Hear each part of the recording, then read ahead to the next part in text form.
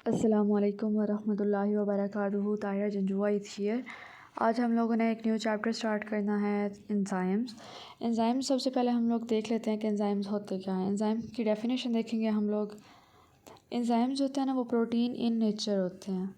Enzymes protein in nature होते हैं और एंजाइम्स हमारी बॉडी में जो भी केमिकल रिएक्शंस हो रहे होते हैं, फॉर एग्जांपल मेटाबॉलिज्म का प्रोसेस हो रहा है तो उसको स्पीड अप कर रहे होते हैं, उसमें बेहतरी ला रहे होते हैं ताकि वो प्रोसेस जो है वो बहुत अच्छे तरीके से मुकम्मल हो। Enzymes and its structure.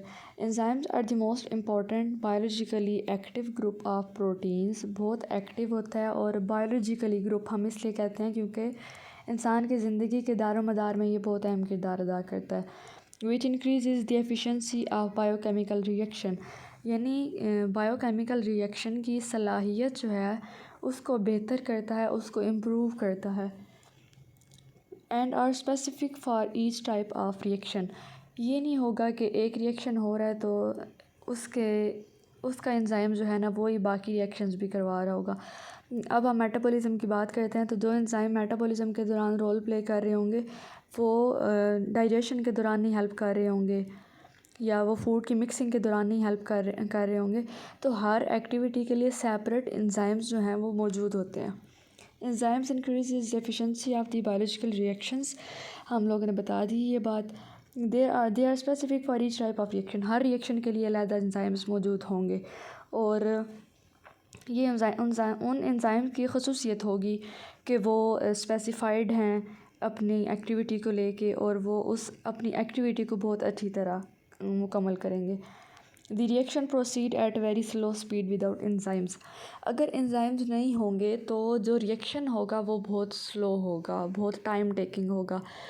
अब अगर एंजाइम्स की एग्ज़ाम्पल मैं डेली लाइफ में से दूँ तो मैं कहती हूँ कि अगर इंसान जो है वो खाना नहीं खाता तो उसकी बॉडी में वीकनेस हो जाती है, वो कमज़ोर हो जाता है, उसे थकावट महसूस होती है, वो कोई काम भी सही तरह नहीं कर सकता। तो यहाँ पे अगर हम खाने को एंजाइम के तौर पे लें तो एंजाइम जो है, जब एंजाइम्स मिलेंगे प्रोवाइड होते हैं किसी भी रिएक्शन में तो वो रिएक्शन स्पीड अप हो जाएगा, उस रिएक्शन की स्पीड अच्छी हो जाएगी, प्रोग्रेस अच्छी होगी और वो बहुत एफिशिएंट तरीके से ना सारी सरगर्मी को मुकम्मल करेगा। दस without enzyme life is impossible. ये भी कहा जाता है कि एंजाइम्स के बगैर जो है ना वो ज़िंदगी मुमकिन नहीं है, क्योंकि हमें पता है हमारी बॉडी के अंदर बहुत ज़्यादा बायोकेमिकल रिएक्शंस हो रहे होते हैं, हमारी फूड के अंदर हो रहे होते हैं, उसके बाद हमारे डाइजेस्टिव सिस्टम में, हमारे हार्ट की पंपिंग के दौरान। तो ये सारे प्रोसेसेस जो हैं ये बायोकेमिकल रिएक्शंस ही हैं। तो इनको रेगुलेट करना और फिर इनको नॉर्मल रेट के ऊपर रखना और फिर आगे से एफिशिएंसी के साथ इनसे काम करवाना और फिर अच्छी आउटपुट लेना, तो ये सारी एक ही चेन बन रही होती है। तो की चेन में अब इस फ्लो में थोड़ी सी भी डिस्टर्बेंस आ जाएगी तो पूरी एक्टिविटी जो है वो डिस्टर्ब हो जाएगी। अब यहाँ पे देख लेते हैं एंजाइम का स्ट्रक्चर। एंजाइम है, अब एंजाइम की कोई भी शेप ले सकते हैं आप लोग यहाँ पे, और एंजाइम के ऊपर ये जो ये साइट बनी हुई है इसको हम कहते हैं एक्टिव साइट। एक्टिव साइट जो होती है ना, यहाँ पे आके सबस्ट्रेट नहीं अटैच होना होता है। सबस्ट्रेट वो कोई भी सब्सटेंस होगा जो रिएक्शन के दौरान हिस्सा ले रहा है और सबस्ट्रेट के हिस्सा लेने के बाद जो प्रोडक्ट्स बन रही होती हैं ना, जो रिज़ल्टेंट हमें गेन हो रहा होता है, जो आउटपुट मिल रही होती है, उसको हम प्रोडक्ट्स कहते हैं। फिर उसके बाद हम लोग जब एंजाइम की बात कर रहे हो ना तो सबसे इम्पॉर्टेंट बात जो है ना वो हमारे पास होती है कैटलिस्ट। कैटलिस्ट क्या होता है? कैटलिस्ट जो होता है ना, हम कहते हैं कि एक सब्सटेंस ले लें या कोई केमिकल कंसीडर कर लिया जाता है इसको, जो रिएक्शन को फास्ट करवाता है, जो रिएक्शन की स्पीड को इंक्रीज़ करता है, but it is not used up in the reaction. ये सिर्फ स्पीड को इंक्रीज़ करता है, लेकिन एंजाइम कैटलिस्ट को अपनी एक्टिविटी में यूज़ नहीं कर रहा होता। बस कैटलिस्ट का ये काम होता है कि इसने स्पीड अप करना है केमिकल रिएक्शन को। अब स्पीड अप केमिकल रिएक्शन करने के अलावा और इसने कौन से काम करने होता है? इसने एक्टिवेशन एनर्जी को लोअर करना होता है। एक्टिवेशन एनर्जी वो एनर्जी होती है जो मिनिमम अमाउंट में रिक्वायर्ड होती है किसी भी एंजाइम को कोई भी केमिकल रिएक्शन स्टार्ट करने से पहले। यानी कोई भी केमिकल रिएक्शन स्टार्ट करने से पहले किसी भी एंजाइम को जो minimum amount of energy required होती है प्रॉपर वर्किंग के लिए, उसको हम कहते हैं एक्टिवेशन एनर्जी। तो कैटलिस्ट जो है वो उस एनर्जी को लोअर करता है। एक्टिवेशन एनर्जी को, is not use up during the reaction, reaction के दौरान ये यूज़ नहीं होता, यूटिलाइज़ नहीं होता।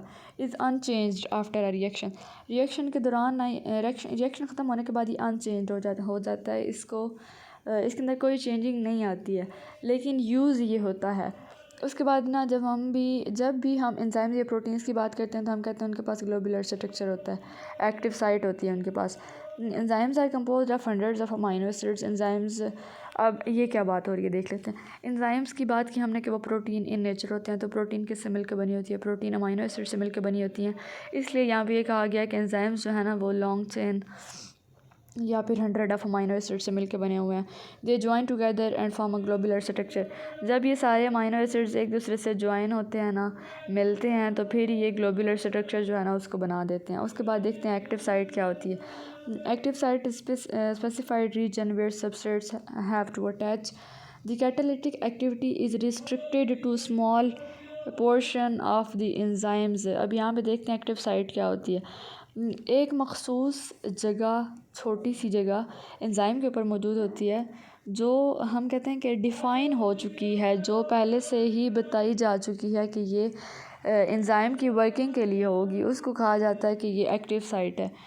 Card active site, the reactants are called substrate, और जो चीज़ें अटैच हो रही होंगी ना उस एक्टिव साइट के ऊपर, उनको हम कहते हैं कि वो सबस्ट्रेट हैं। अब substrate are attached to the active site, active site के साथ अटैच होती हैं। Active site is compose of few amino acids, active site के पास कम अमाइनो एसिड्स होते हैं। Rest of the bulk of amino acid maintain globular structure of the enzymes. अब जो बाकी एंजाइम्स बाकी होते हैं ना, वो ग्लोबुलर स्ट्रक्चर जो होता है ना उसको मेंटेन कर रहे होते हैं। उसके बाद मैकेनिज्म ऑफ एंजाइम एक्टिविटी देख लेते हैं। सबसे पहले एंजाइम हमारे पास मौजूद है, उसके ऊपर सबस्ट्रेट्स ने आकर अटैच होना है, और ये एरो से वो जगह बताई हुई है जहाँ पे आकर सबस्ट्रेट्स ने अटैच होना, इसको हम एक्टिव साइट भी कहते हैं। फिर नेक्स्ट स्टेप में ये आके अटैच हो चुकी है यहाँ पे, तो इसको हम कहेंगे कि एंजाइम सबस्ट्रेट कॉम्प्लेक्स बन गया। और थर्ड स्टेप में प्रोडक्ट्स बन चुकी हैं, यानी एंजाइम सबस्ट्रेट कॉम्प्लेक्स के बाद प्रोडक्ट्स में चेंज हो चुका है सबस्ट्रेट। तो इस तरह मुकम्मल होता है मैकेनिज़्म ऑफ एंजाइम एक्टिविटी या एंजाइम सबस्ट्रेट रिएक्शन की बात करेंगे हम तो। The active site of enzymes is made up of two region, दो रीजन्स होते हैं एक्टिव साइट के, एक होता है बाइंडिंग रीजन और एक होता है कैटालिटिक रीजन। बाइंडिंग रीजन में हम कहते हैं it helps enzyme. Binding region जो है ना, बाइंडिंग मीन्स हमें समझ आ रही है कि बाइंड होना है किसी चीज़ ने यहाँ आके, तो बाइंडिंग रीजन जो है ना वो हम आइडेंटिफाई करता है कि कौन सी स्पेसिफ़िक चीज़ें हैं या ख़ास चीज़ें हैं जिन्होंने आके अटैच होना है बाइंडिंग साइट के ऊपर। फॉर एग्ज़ाम्पल वो आइडेंटिफाई करता है कि किस सबस्ट्रेट ने आके अटैच होना है। वो सबस्ट्रेट जब एंजाइम के साथ या बाइंडिंग साइट के साथ अटैच हो जाएगा तो फिर हम उसको कहेंगे कि वो एंजाइम सबस्ट्रेट कॉम्प्लेक्स बन गया। और उसके बाद कैटालिटिक एक्टिविटी जो है ना वो स्टार्ट हो जाती है एंजाइम की। अब कैटालिटिक साइट कौन सी होती है? The activated catalytic site changes substrate into products. जब एंजाइम सबस्ट्रेट कॉम्प्लेक्स बन जाता है तो उसके बाद सबस्ट्रेट प्रोडक्ट्स के अंदर चेंज हो रही होते हैं, तो वो वाली जो रीजन होती है या वो जो एक्टिविटी हो रही होती है उसको हम कहते हैं कि वो कैटालिटिक एक्टिविटी है। जब उसके बाद हम लोग बात करते हैं एंजाइम्स के दौरान कोफैक्टर्स की। कोफैक्टर्स में हम कहते हैं कि जब भी किसी नॉन प्रोटीन पार्ट की बात की जा रही होगी जो एंजाइम की मदद कर रहा है, एंजाइम की वर्किंग में हेल्प कर रहा है, उसको हम कहेंगे cofactor. Some enzymes contain a non protein part known as cofactor which is essential for proper functioning of enzymes. Non protein part है, एंजाइम को इसकी ज़रूरत है ताकि वो नॉर्मल तरीके से अपनी एक्टिविटी को कंप्लीट कर सके। But some enzymes consist solely of proteins, यानी कुछ एंजाइम जो है ना उनमें हम कहते हैं कि उनकी नेचर जो है ना वो प्रोटीन इन नेचर है, उनकी ये खूबी है। फिर हम देखते हैं कोफैक्टर्स के फंक्शंस क्या होते हैं।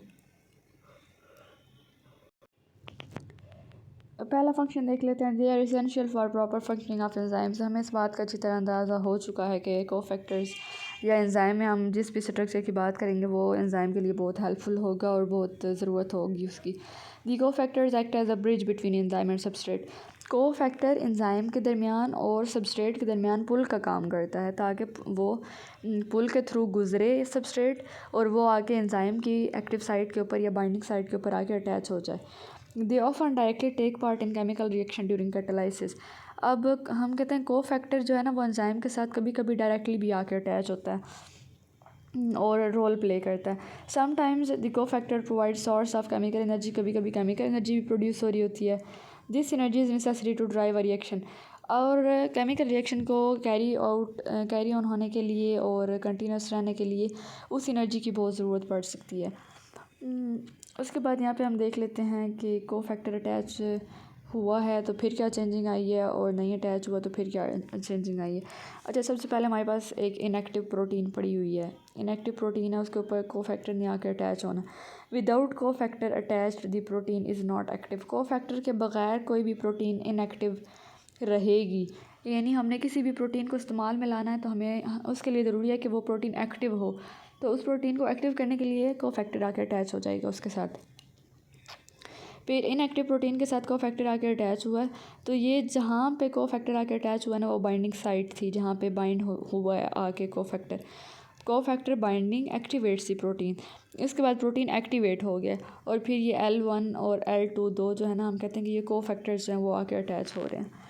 Important terms to understand biochemical nature and activity of enzymes. There are 3 types of cofactors, हम देख लेते हैं। पहली activator. The detachable cofactor is known as activator. जो detachable का वर्ड इसलिए यूज़ हुआ हुआ है कि जब कोई काम स्टार्ट हुआ तो एक्टिवेटर आके अटैच हुआ, और जैसे ही वो काम ख़त्म हुआ तो एक्टिवेटर डिटैच हो सकता है। These cofactors are inorganic metal ions. इनको हम मेटल आइंस भी कहते हैं कि मेटल आइंस इंक्लूड होते हैं एक्टिवेटर में। वो मैग्नीशियम, आयरन, कॉपर, जिंक, कोई भी आयन हो सकता है। प्रोस्थेटिक ग्रुप में हम कहते हैं कि covalently bonded non protein part cofactor is known as prosthetic group. जब भी कोई नॉन प्रोटीन पार्ट किसी एंजाइम के साथ या इनएक्टिव प्रोटीन के साथ कोवलेंटली बॉन्डेड होगा, कोवलेंट बॉन्ड बनाएगा, शेयरिंग कर रहा होगा, तो उसको हम कहेंगे कि वो है प्रोस्थेटिक ग्रुप। अब प्रोस्थेटिक ग्रुप जो है ना, उसको हम लोग देखें तो प्रोस्थेटिक ग्रुप को हम यही आइडेंटिफाई करते हैं कि वो कोवलेंटली बॉन्डेड होगा। थर्ड पे हम देखते हैं कोएंजाइम को। जहाँ पे हमने कहा ना कि प्रोस्थेटिक जो है वो कोवलेंटली बॉन्डेड है, वहीं पे हम कोएंजाइम को कहते हैं कि ये लूजली अटैच होता है। Loosely attach non protein part to protein part is known as coenzyme. अब यहाँ पर डायग्राम में देख लेते हैं। एक एंजाइम है हमारे पास, उसके बाद उसकी कैटालिटिक साइट भी हमारे पास मौजूद है। कैटालिटिक साइट है, उसके बाद कोफैक्टर ने आके अटैच होना है उसके साथ। तो जो उसकी कैटालिटिक साइट पे जो भी कोई मॉलिक्यूल उसके साथ अटैच है वो होगा कोएंजाइम, और जो उसकी कोएंजाइम से नीचे वाला पोर्शन होगा वो होगा एपोएंजाइम, और इस पूरे को हम कहेंगे कि ये होलो एंजाइम है। अब कोएंजाइम की एग्जांपल देते हैं कि कोएंजाइम्स को हम वाइटामिन्स को मेंशन करते हैं। Vitamin are essential raw material for the synthesis of coenzymes. Coenzymes can be used again and again, therefore quantity of vitamins is needed. Coenzymes जो है ना, ये दोबारा यूज़ होते रहते हैं, तो इसलिए इनका यूज़ होना बहुत हेल्पफुल होता है। और जब हम कोफैक्टर के अटैचमेंट की बात कर रहे होंगे तब हम कहेंगे कि इसकी 2 टाइप्स हैं, एक होलो एंजाइम है और एक एपोएंजाइम है। अब ये हमने इसलिए बात की क्योंकि हम कोफैक्टर की अटैचमेंट की बात कर रहे हैं। तो एपोएंजाइम क्या होता है? An enzyme with coenzyme. Apoenzyme में हम कहते हैं कि एंजाइम है, फिर उसके पास कोएंजाइम है, और फिर उसके पास कोएंजाइम है या फिर प्रोस्थेटिक ग्रुप है, लेकिन वो रिमूव हो चुका है, तो उसको हम कहेंगे कि एपोएंजाइम है। Apoenzyme remains inactive. जब तक उसके पास कोफैक्टर कोएंजाइम अटैच नहीं होंगे तो वो इनएक्टिव होगा। Addition of concentrated coenzyme to the apoenzyme restore its activity. Coenzyme के साथ हमने एपोएंजाइम पढ़ाना कि एपोएंजाइम के पास क्या क्या होगा, एंजाइम होगा, कोएंजाइम होगा या प्रोस्थेटिक ग्रुप होगा, लेकिन वो रिमूव्ड हो चुका होगा। तो ये देखना है कि जब ये चीज़ें रिमूव होंगी तो एपोएंजाइम इनएक्टिव होगा। तो लेकिन अब एपोएंजाइम को हम लोगों ने यूज़ करना है केमिकल रिएक्शन के लिए, तो उसके लिए हमें उससे एक्टिव करवाना पड़ेगा, इसलिए उसके साथ कोएंजाइम्स आके अटैच हो जाएंगे। उसके बाद होलो एंजाइम को हम कहते हैं कि जब एपोएंजाइम के साथ कोफैक्टर मिल जाएगा तो तब वो बनेगा holoenzyme. An inactivated enzyme consisting of polypeptide chain and cofactor is known as holoenzyme. अब होलो एंजाइम जो है ना, उसके पास पॉलीपेप्टाइड चेन होगी और कोफैक्टर होगा, और ये दोनों चीज़ें जो है ना, ये मिलके इसे होलो एंजाइम बना रही होंगी। फिर उसके बाद हम लोग देखते हैं कि एंजाइम्स जो हैं वो क्या होते हैं और उनकी नेचर क्या होती है। अक्ररेंस ऑफ एंजाइम्स, कहाँ कहाँ एंजाइम्स मौजूद होते हैं। Many enzymes are simply dissolved in cytoplasm, कुछ साइटोप्लाज्म में डिजॉल्व्ड फॉर्म में प्रेजेंट होते हैं। Some enzymes are tightly bound to certain sub cellular organelles, कुछ साइटोप्लाज्म में होंगे, कुछ ऑर्गेनेलीज में होंगे, कुछ सेल के अंदर होंगे, कुछ एंजाइम्स को सेल खुद प्रोड्यूस कर रहा होगा। They are use near the site of their production, और जहाँ पे ये प्रोड्यूस हो रहे होंगे ना उसके आसपास ही ये यूटिलाइज भी हो रहे होंगे। For example enzymes of photosynthesis are found in chloroplast, photosynthesis के लिए जो एंजाइम्स रिक्वायर्ड होंगे वो क्लोरोप्लास्ट के अंदर मौजूद होंगे। Some enzymes in cellular respiration, अब जो सेलुलर रेस्पिरेशन के एंजाइम्स होंगे वो माइटोकॉन्ड्रिया के अंदर प्रेजेंट होंगे। Enzymes are present in mitochondria. The enzymes involved in protein synthesis are present in ribosomes, ribosomes के पास वो एंजाइम्स होंगे जिन्होंने प्रोटीन की सिंथेसिस करवानी होगी। उसके बाद करैक्टरिस्टिक ऑफ एंजाइम्स देख लेते हैं कि कौन सी खसूसियात होती हैं। एंजाइम्स आर बायोकेमिकल कैटलिस्ट्स, हमें अच्छी तरह अंदाज़ा हो गया इस बात का। उनकी खसूसियात देख लेते हैं। All enzymes are globular proteins, globular proteins क्यों हैं, क्योंकि वो हंड्रेड्स ऑफ अमाइनो एसिड से मिलकर बनी होती हैं, और ये अमाइनो एसिड जब कंबाइन होती हैं, यूनाइट करती हैं, तो वो एक ग्लोबुलर स्ट्रक्चर बना देती हैं, जिसलिए हम कहते हैं कि प्रोटीन्स के पास ग्लोबुलर प्रोटीन का स्ट्रक्चर होता है। They increase the rate of reaction, enzyme जो है ना वो रेट ऑफ रिएक्शन को इंक्रीज़ कर देता है, but they are not used in reaction. सिर्फ हम कहते हैं कि रिएक्शन को फास्ट करता है, ख़ुद नहीं यूज़ हो रहा होता।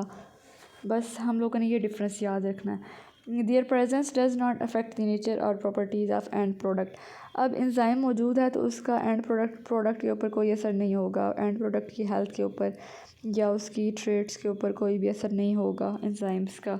Small amount of enzyme can accelerate chemical reaction, थोड़ी अमाउंट में भी अगर एंजाइम होगा ना तो वो किसी भी रिएक्शन को स्टार्ट करवाने की सलाहियत रखता है। They are very specific in their action, जैसे मैंने बात की ना कि हर एक्टिविटी के लिए सेपरेट एंजाइम्स होंगे। They are very specific in their action, अपने एक्शन में अपनी एक्टिविटी में ये स्पेसिफिक होंगे। A single enzyme catalyses only a single chemical reaction और ग्रुप ऑफ रिलेटेड रिएक्शंस, एक एंजाइम एक रिएक्शन को कंटिन्यू करवा सकता है या एक ही तरह के जो रिएक्शंस हो रहे हैं ना बॉडी में उनको वो स्पीड अप करवा सकता है। They are sensitive to change in pH जो है ना वो एंजाइम के ऊपर इफ़ेक्ट कर सकती है, टेम्परेचर भी कर सकता है, सबस्ट्रेट कॉन्सेंट्रेशन भी कर सकती है। हम कहते हैं कि ये सारे लिमिटेड फैक्टर्स हैं या लिमिटिंग फैक्टर्स हैं जो एंजाइम के ऊपर असरअंदाज हो सकते हैं। दे लोअर द एक्टिवेशन एनर्जी, हमें पता है कि एक्टिवेशन एनर्जी लोअर करना ज़रूरी होता है। The minimum amount of energy required to start a chemical reaction is called activation energy, किसी भी केमिकल रिएक्शन को स्टार्ट करवाने के लिए जो मिनिमम अमाउंट ऑफ एनर्जी चाहिए होती है उसको एक्टिवेशन एनर्जी कहा जाता है। Important terms to understand biochemical nature and activity of enzymes, activation energy या एनर्जी ऑफ एक्टिवेशन क्या चीज़ होती है। किसी भी केमिकल रिएक्शन को स्टार्ट करने के लिए या स्टार्ट करने से पहले हम ने उसको एक एनर्जी देनी होती है, एक थोड़ी अमाउंट में एनर्जी चाहिए होती है, उसको कहते हैं activation energy. It is first push to start reaction, हम बिल्कुल ये बात कह सकते हैं कि थोड़ी सी हेल्प करने के लिए या रिएक्शन को स्टार्ट करने के लिए जो माइन्यूट सी हेल्प दी जाए वो एनर्जी ऑफ एक्टिवेशन होती है या एक्टिवेशन एनर्जी होती है, उस एनर्जी को कहते हैं एक्टिवेशन एनर्जी। आई होप इतनी आप लोग को समझ आ गई होगी। यहाँ पे हम लोग एक ग्राफ देख लेते हैं, एक साइड पे एनर्जी है उसको किलो जूल पर मोल में देखना है, दूसरी साइड पे प्रोग्रेस हो रही है टाइम सेकंड में देखनी है उसको। तो रिएक्टेंट्स हैं, अब रिएक्टेंट ने आके अटैच होना था, रिएक्टेंट सबस्ट्रेट को हम रिएक्टेंट भी कह सकते हैं। तो जो स्टार्टिंग के लिए minimum amount of energy required है उसको कहा जा रहा है एक्टिवेशन एनर्जी। अभी एक्टिवेशन एनर्जी कम अमाउंट में रिक्वायर्ड थी लेकिन इसने अपना रोल प्ले किया है केमिकल रिएक्शन में, तो ये मिनिमम अमाउंट। उसके बाद ट्रांजिशन स्टेट आ गई है, यानी अब यहाँ पे वर्किंग हो रही है एंजाइम की, और ट्रांजिशन स्टेट के बाद फिर प्रोडक्ट्स में चेंज हो रही है।